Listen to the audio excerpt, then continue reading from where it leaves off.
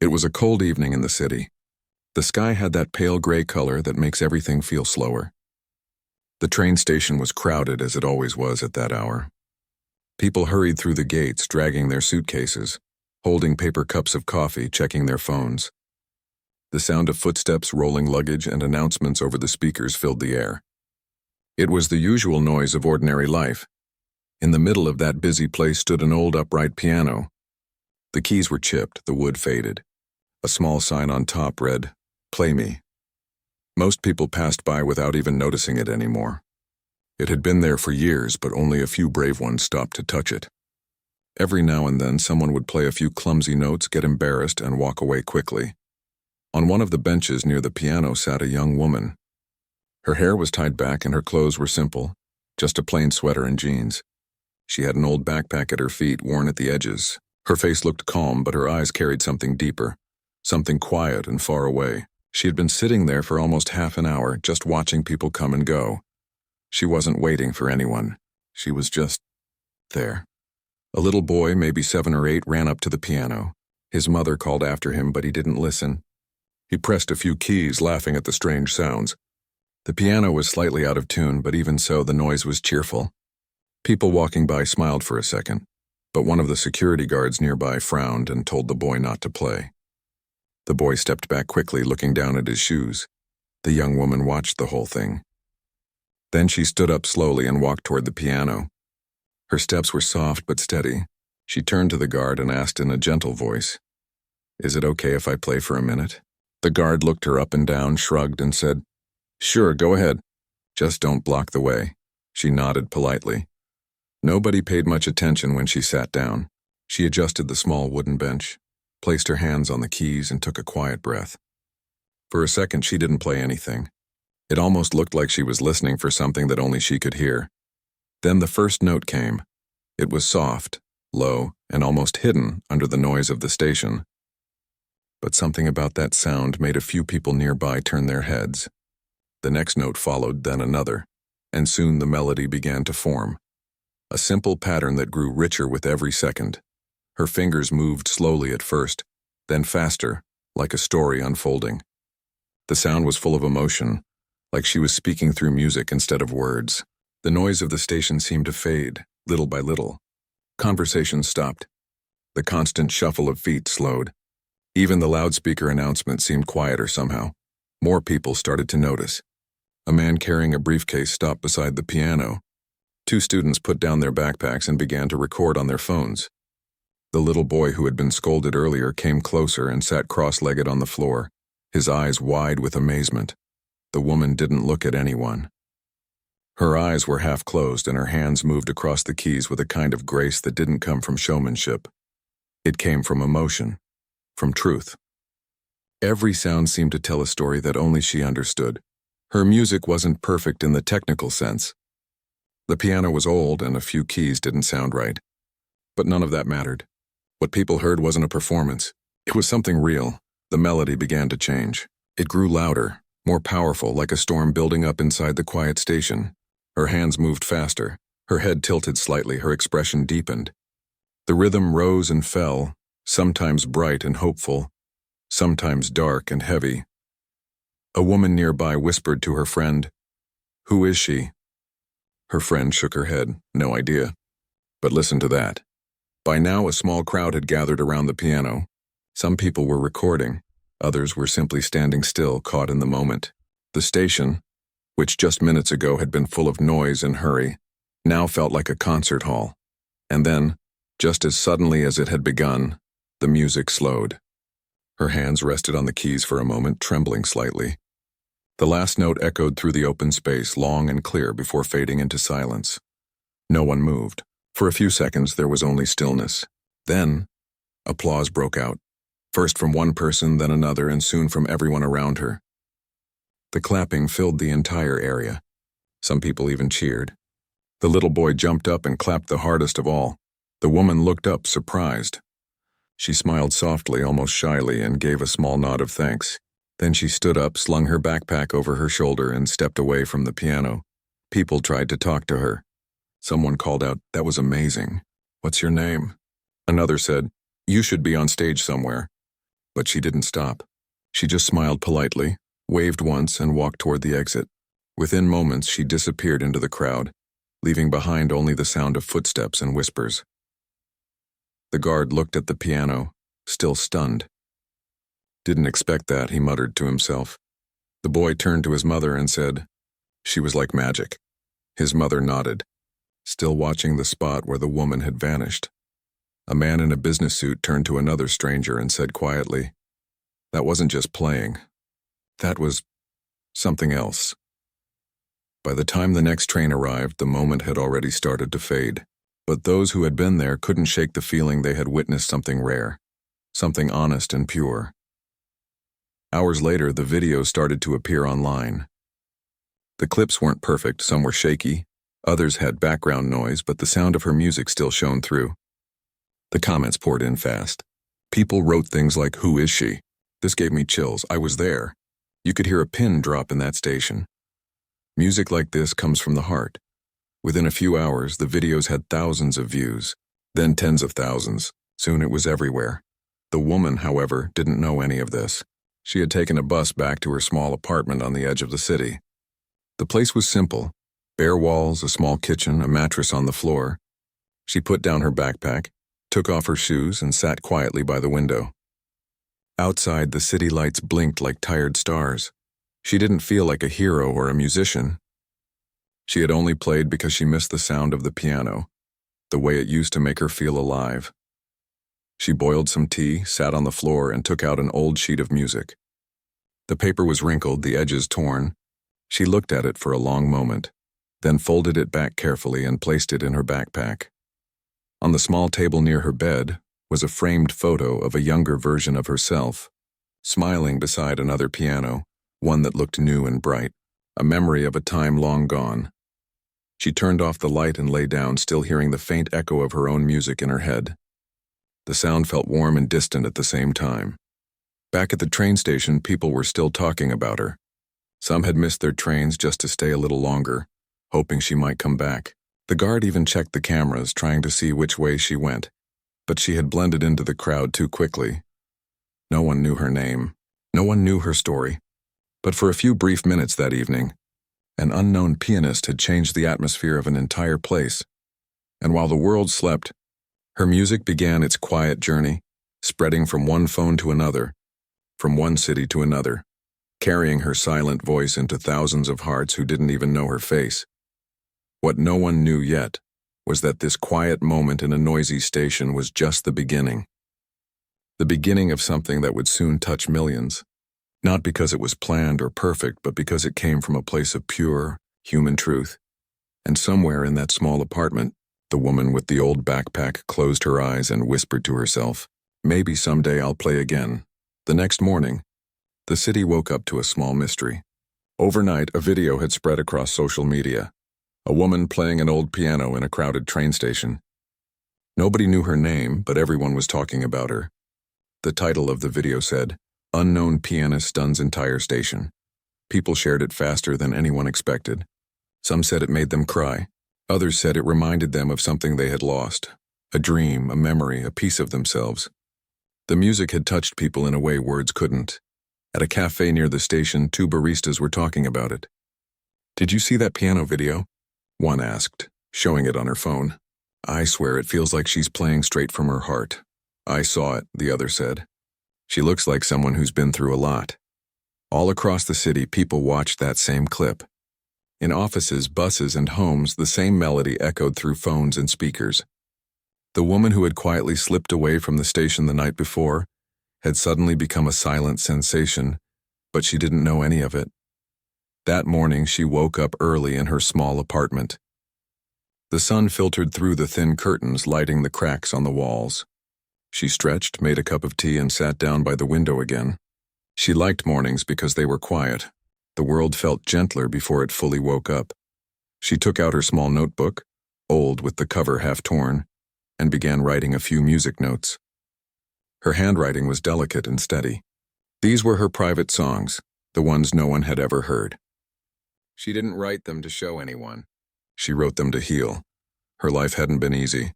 Music had always been her escape, ever since she was a child. She had started playing when she was 5, sitting beside her father while he hummed along. Her parents couldn't afford lessons, but her father taught her what he knew, and she learned the rest by listening and feeling. When she grew older, she was offered a scholarship to a music academy. She had worked for it day and night, believing that someday she would stand on a big stage, but life had other plans. A terrible accident took her parents away, and she was left to care for her younger siblings. Dreams had to wait. Bills didn't. Years passed. Her siblings grew up and moved away for studies and work, but she stayed behind, working small jobs, teaching piano when she could. The spark inside her never fully died, but it was buried under years of silence and responsibility. That's why the piano at the station had drawn her in the night before. It reminded her of who she used to be, the part of her that still believed in music, even when the world didn't seem to care. Later that afternoon, while she was returning from her part-time job, she stopped at a grocery store. As she stood in line to pay, she heard something familiar, the faint sound of a melody coming from someone's phone. She turned her head slightly. It was her music, the same tune she had played at the station. A woman in front of her was showing it to a friend. "This is the video I was telling you about. I can't stop listening to it." Her heart skipped. She stared for a moment, realizing the world had somehow found her performance. Her hands trembled as she held her groceries. She didn't say a word, just smiled softly and walked out into the cool air. That evening, she went back to the station. The piano was still there, standing quietly in the same spot. She sat on a nearby bench watching people walk by. Some glanced at the piano as if expecting someone to play it again. A group of teenagers stood nearby, playing the video on their phones, comparing it to the actual piano. "This is the same one of them said. "I can't believe she just played here like that." The woman smiled to herself. It felt strange, watching people talk about her without knowing it was her. A small part of her wanted to play again. Another part hesitated. After a while, she stood up and approached the piano again. This time, more people noticed her. A few recognized her from the video, whispering quietly. Someone said, "Wait, is that her?" She sat down, took a deep breath, and began to play once more. The first notes were calm and steady. They floated through the station like a breeze. This time, the sound carried even more emotion, as if she was answering the world's call. Her fingers moved naturally, every motion filled with quiet purpose. The melody grew richer, stronger. She played a mix of sadness and peace, pain and beauty, emotions that had lived inside her for years. People started to gather again, pulling out their phones, some just standing with their eyes closed, listening. A child held his mother's hand and whispered, "It sounds like she's telling a story," and she was. But not with words. With every note, she shared pieces of her life, her memories, her love, her loss. It was a confession and a healing all at once. When she finished, the sound hung in the air for a moment before people began clapping again. This time she looked up and smiled more openly. Someone stepped forward and said, "That was beautiful. What's your name?" She paused. For a second, she almost said it. Then she shook her head gently and replied, "It's not important. Just keep listening to the music." Before anyone could say more, she stood, thanked them softly, and left again, disappearing into the crowd like a passing dream. Later that night, more videos appeared online. Now there were 2 performances, both of them watched by millions. People started calling her the unknown pianist. Articles appeared on websites. News channels talked about her mysterious charm. Some said she was a professional musician hiding her identity. Others thought she might be homeless using the piano to express her pain. But nobody really knew. At home, she sat quietly, reading some of the comments people had posted. Messages like, "Her music helped me through a bad day. This reminded me why I started playing piano again.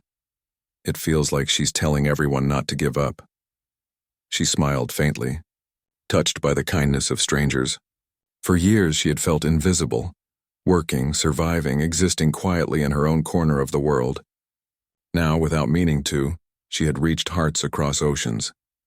The next few days changed quickly. She started getting emails from local music teachers, concert organizers, and even a few journalists who wanted to interview her, but she didn't reply. She wasn't ready for attention. All she wanted was to play, not to be famous. Still, curiosity followed her everywhere. One evening, as she walked home from work, She noticed a man sitting on a bench near her apartment building. He was older, with kind eyes and a cane resting by his side. When he saw her, he smiled and said, "You play beautifully." She froze for a second. "You've seen the videos?" she asked quietly. He nodded. "I recognized you the moment you walked by. You used to be one of my students, many years ago." Her eyes widened. Memories rushed back. He was her old piano teacher from her early days at the academy. Time had aged him, but his gentle voice was still the same. "You disappeared after everything that happened," he said softly. "I always wondered what became of you." She looked down at her hands, unsure what to say. "Life got in the way," she whispered. He nodded with understanding. "Life does that sometimes. But you never stopped playing, did you?" "No," she said, smiling faintly. "I never could." They talked for a while under the dim streetlights. Before leaving, he said, "People need to hear you again. The world misses real emotion in music. You can give that to them." After he left, she stood there for a long moment watching the empty street. His words echoed in her heart. Maybe she really did have something to share, not for fame or applause, but because her music could reach people who needed it. That night, as she sat at her small desk, she opened her notebook and began to write again. The notes came easily this time, as if her soul had been waiting for this chance. The melody she wrote was filled with hope, soft at first, then rising gently like morning light. She didn't know what the future would bring, but something inside her had awakened. For years she had hidden her gift out of fear, grief, and uncertainty.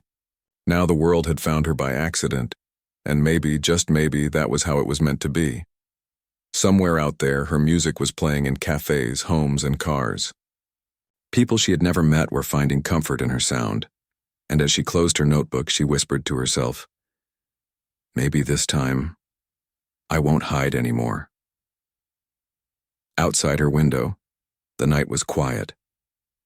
But in the distance, faintly, she could almost hear the echo of a piano, her own music, traveling far beyond what she had ever imagined. By the next week, the entire city seemed to know about the mysterious pianist. Every news channel had run a short piece about her. Radio hosts talked about her music. Newspapers printed her picture from the blurry videos taken in the station. She was being called the unknown pianist. People online were desperate to find her real name. Someone created a fan page. Others shared clips with captions like, "When music speaks louder than fame." Some said she must be a professional artist hiding her identity. Others believed she was someone ordinary with an extraordinary gift. Everyone wanted to know who she really was. In her small apartment, the woman sat by the window as usual, a cup of tea in her hands. The morning sun touched the cracked paint on the wall. Her old phone kept vibrating with new messages and calls she didn't answer. She wasn't used to this kind of attention. For years, her life had been quiet, almost invisible. Now suddenly, the world seemed to be knocking on her door. At first, she didn't know what to think. She was grateful that her music had touched so many hearts, but she also felt uneasy. Fame was never something she wanted. She had played at that piano out of a simple need, to feel alive again, to remember who she was. Later that day, she went for a walk through the same station where it all began. The piano was still there, but this time it looked different.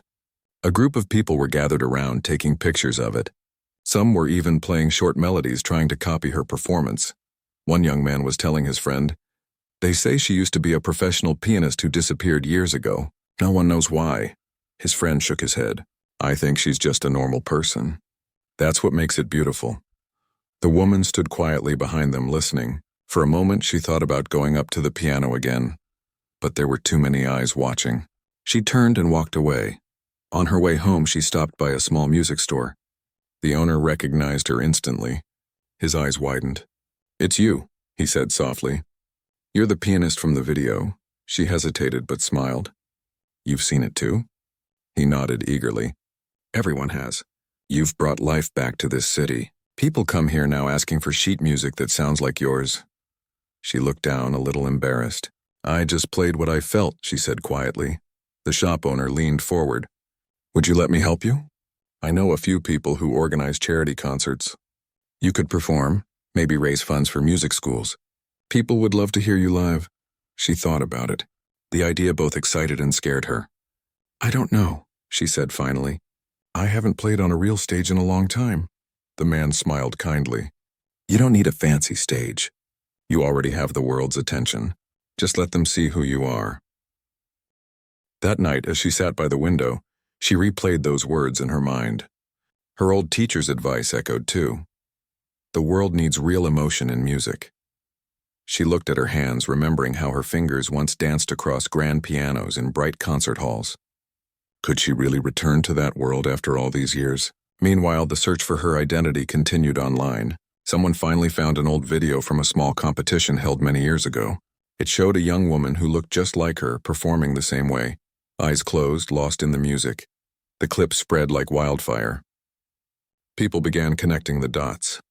They discovered she had once been a rising pianist who stopped performing suddenly after a family tragedy. Comments poured in. She gave up her dream to take care of her family. This makes her music even more powerful. She's proof that real talent never dies. The next morning, journalists gathered near the train station, hoping she would return. Musicians posted covers of her song. Students wrote essays about her. Even people who had never cared for classical music said her performance changed the way they saw it. But while the world searched, she stayed quiet.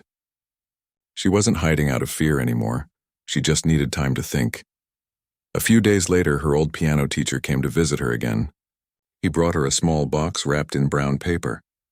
I thought you might want this, he said. Inside was a set of music sheets she had written as a teenager, old compositions she thought were lost forever. He had kept them all these years.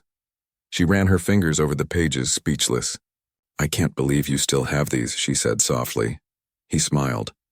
You were special even back then. I knew you'd find your way back to the piano someday. Tears welled in her eyes. I never thought I would, she whispered. The old man placed a hand on her shoulder. You already have. The world heard your heart before it knew your name. That night she couldn't sleep. She kept thinking about all the people her music had reached. The strangers who found hope in her song. The children who smiled. The tired workers who paused for a few moments of peace. She sat down at her small keyboard, the only instrument she owned at home, and began to play again. The sound was soft but steady, filling the quiet room with warmth. She wasn't practicing for anyone. She was simply talking to the world in the only way she knew how, through music. In another part of the city, a music producer watched one of her videos again. He leaned back in his chair and said to his assistant, Find her. I want her on our charity concert lineup. We'll give her a platform worthy of her gift. The next morning, a letter arrived at her apartment. It was an invitation to perform at a special event, a concert raising money for young musicians who couldn't afford lessons. The organizers wrote that they were inspired by her story and wanted her to be their guest performer. At first, she didn't know how to respond.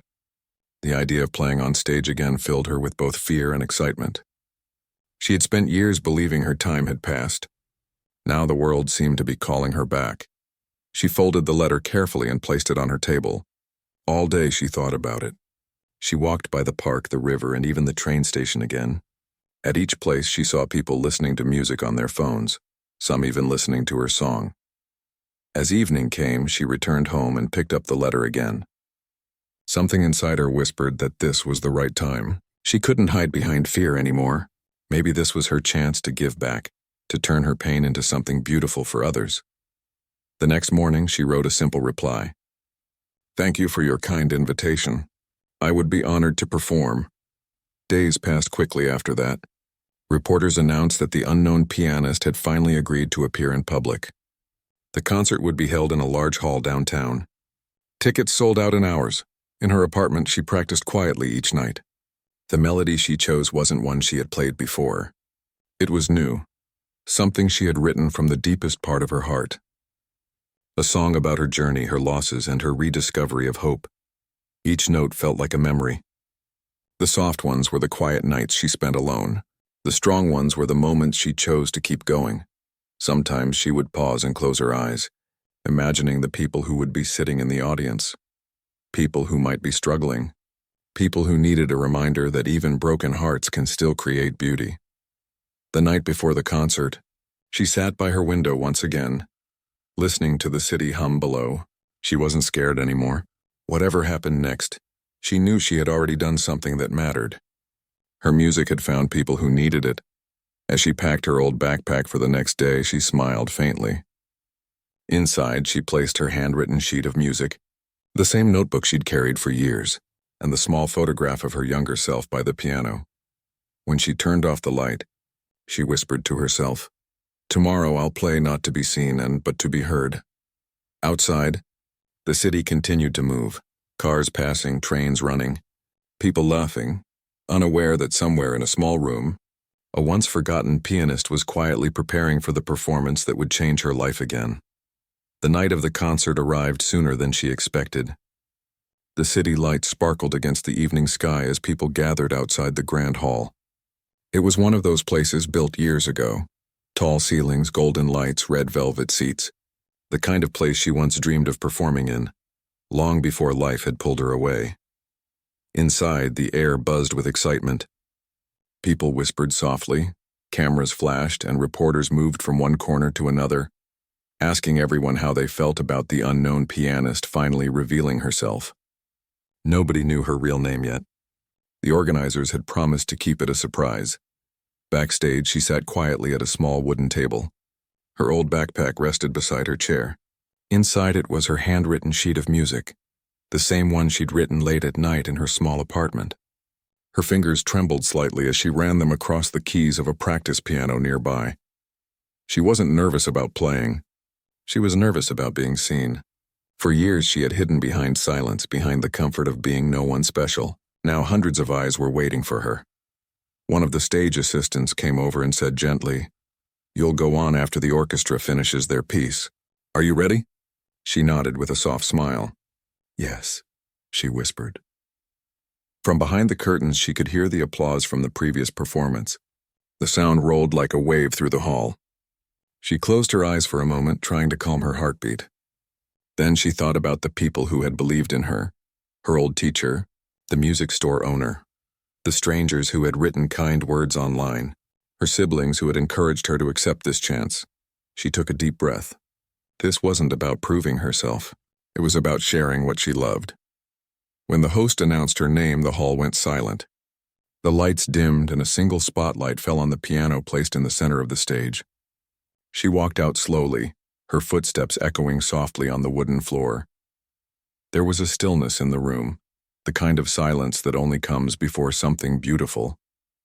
She sat down, adjusted the bench, and rested her hands on the keys. For a moment, she looked out at the audience.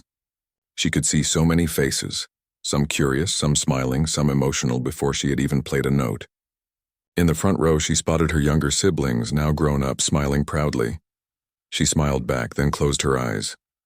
The first notes flowed gently, like a whisper. The sound was clear and tender.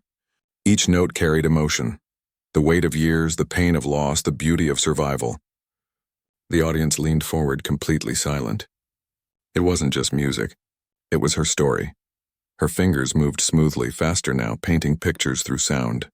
Every rise and fall in the melody told of nights she had cried alone, days she had worked without rest, and the small moments of peace that had kept her going. She didn't just play, she spoke through the piano.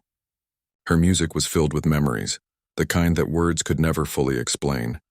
People in the audience felt it deeply. Some wiped tears from their eyes. A woman in the balcony held her husband's hand. A young man closed his eyes, feeling every sound. The melody changed, and soft at first, then stronger, brighter, as if light was breaking through a long storm. She had written this part as a message, that even after everything, hope finds its way back. Her siblings sat still, their eyes shining. They remembered the nights when she used to play in their small house, keeping them calm after the loss of their parents. The same music that had once comforted them was now touching hundreds of hearts at once. When she reached the final section, the hall was so silent that the softest note could be heard clearly. She slowed her hands, letting the last few tones float like fading light. Then she stopped, her fingers resting on the keys. The silence that followed was heavy, filled with emotion. Then slowly, people began to clap. The applause grew louder and louder until the sound filled the hall completely. Some stood up cheering. Others just clapped through their tears. She looked up, her eyes wet but her smile calm. She stood and bowed her head gently. The host came on stage, trying to speak over the applause. "Ladies and gentlemen," he said, Tonight you have witnessed something truly rare, a performance that reminds us why music exists, to heal, to connect, and to remind us we are human. The crowd continued to cheer. Someone shouted, "What's your name?" She hesitated. Then she stepped toward the microphone. Her voice was soft but steady. "My name doesn't matter," she said. "What matters is what music can do, how it brings people together." The crowd grew quiet again, listening closely. She smiled gently and continued, "I stopped playing for a long time. Life got heavy. I forgot what music meant to me. But somehow the piano found me again. And through it I found all of you. Thank you for listening, not just with your ears, but with your hearts." With that, she gave one last nod and left the stage. Backstage, her old teacher was waiting. He looked at her proudly, his eyes shining. "You did it," he said softly. She smiled through her tears. "I didn't think I could," he chuckled. "You didn't just play a song tonight. You reminded people what feeling sounds like." They hugged quietly. For the first time in years, she felt whole. The next day, her performance became the top story everywhere. Videos of her concert spread even faster than the ones from the station. Headlines read, "The unknown pianist finally revealed." But even though the world now knew her name, she didn't act like a celebrity. She continued living simply, still walking through the city with her old backpack, still visiting the same station now and then. Sometimes she played again on that same old piano. People would gather just like before, surprised that someone so famous would still play in a place like that. But she would just smile and say, "Music belongs everywhere." Reporters often tried to ask her about her success, the fame, the money, the offers from big orchestras. She always gave the same calm answer, "I'm grateful. But the best part is knowing that my music found people who needed it." Soon she began using her fame for something new. She started visiting schools, hospitals, and community centers, anywhere that had an old piano waiting for someone to touch it. She taught children how to play, not by reading notes at first, but by feeling them. One afternoon, she visited a hospital where patients were recovering from long illnesses. She sat at a small piano in the lobby and played softly, while people listened from their beds or wheelchairs. The music filled the hall like sunlight. Some closed their eyes. Others smiled for the first time in days. Afterward, a nurse came to her and said, "You don't know what that did for them. It's like you gave them a little piece of peace." She smiled and said, "That's all I ever wanted my music to do." Over the next few months, she performed at charity events, small schools, and shelters. Everywhere she went, her humble nature and pure music left people inspired. She refused to let fame change her. She kept her performances simple. No lights, no fancy effects. Just her and the piano. People began calling her the Heart Pianist, not because she was famous, but because every note she played came from something honest. One evening, after returning from a concert, she sat by her window again. The city outside glowed softly and the sound of distant traffic hummed like background music.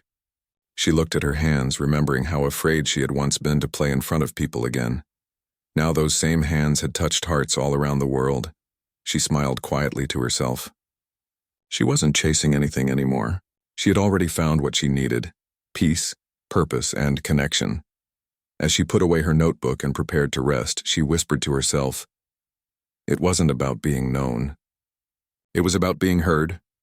Outside, a soft rain began to fall. Somewhere far away, a child was probably watching her video for the first time, listening to the same song that had once been born out of her pain.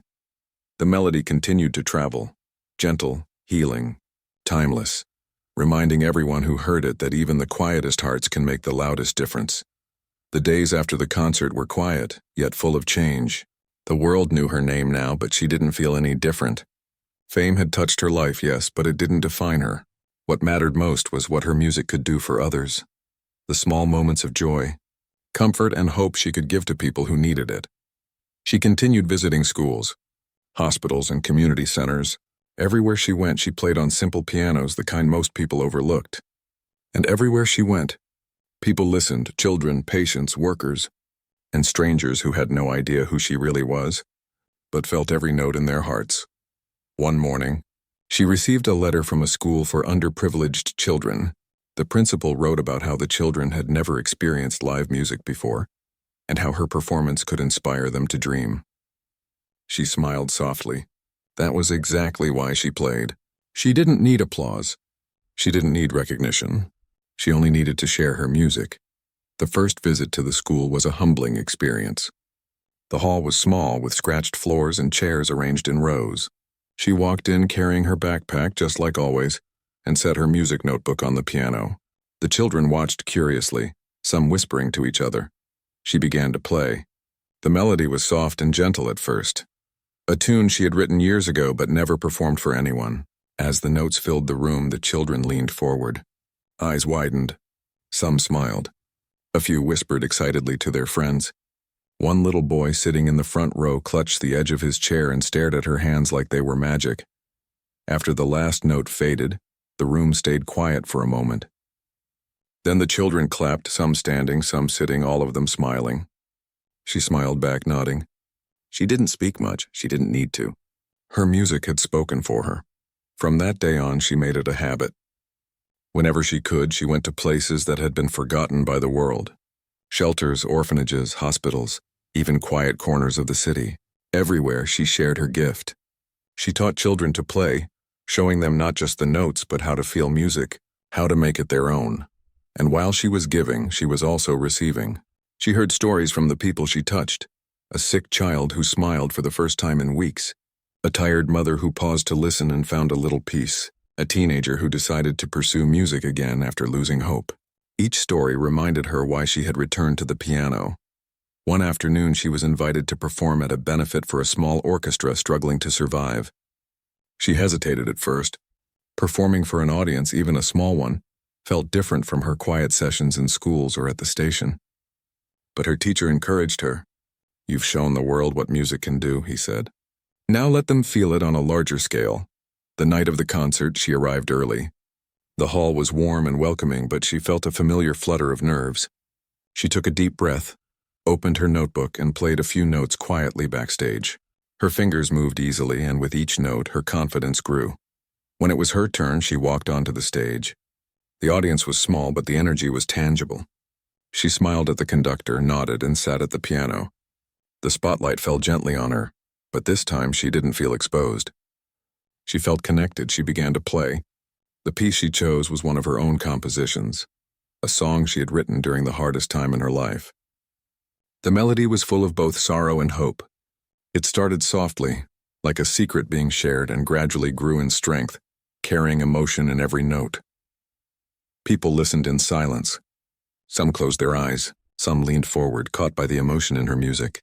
A man in the back whispered to his friend, "This feels like her heart is speaking directly to mine." By the final notes, there wasn't a dry eye in the house. When the music ended, the audience erupted in applause. But she didn't bow extravagantly or smile for cameras. She simply closed the piano lid, gave a small nod, and whispered, "Thank you." After the concert, she spoke with some of the organizers. They wanted her to perform at larger venues, even internationally. But she politely declined most of the offers. She didn't need the fame. She needed the music to reach people who might never hear it otherwise. In the weeks that followed, she returned to her small routines. Her apartment was simple, her days quiet. She walked through the city streets, stopped at the station sometimes, and played the piano there for whoever happened to be passing. People still stopped, recognizing her now, but she didn't mind. She played for them, yes, but she also played for herself. Her music had begun to inspire others in ways she hadn't imagined. Students she had taught started performing small concerts in their neighborhoods. Hospital administrators invited musicians to play more regularly, encouraged by her example. Parents reported that their children were learning instruments and finding joy in creating music. She hadn't planned any of this. She had only played because she needed to, and in doing so, she had lit a spark that spread far beyond her own life. One day, she received a letter from a young girl in a small town several hours away. The girl wrote about how the Pianist's video had made her decide to practice again after giving up. She described sitting at an old piano in her living room, imagining that she was playing for the same unknown pianist, and how that thought made her feel brave. The woman smiled as she read the letter. She wrote back, carefully choosing her words. She encouraged the girl to follow her heart, to keep playing, and to never let fear stop her. She didn't realize it at the time, But that simple exchange became part of the chain of lives she was quietly changing.